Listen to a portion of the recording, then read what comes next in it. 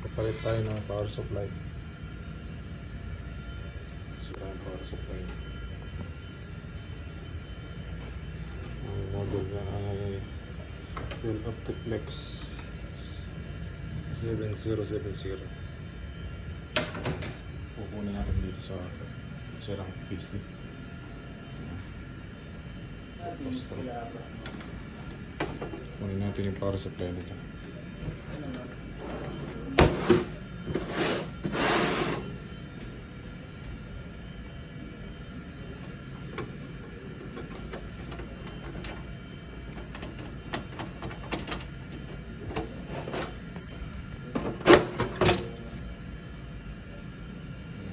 Ilipat natin doon.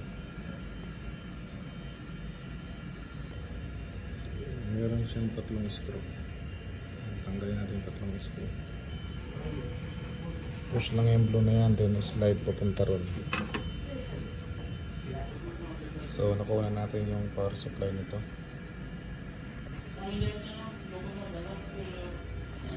Nalipat ko na dito. So subukan natin kung okay na.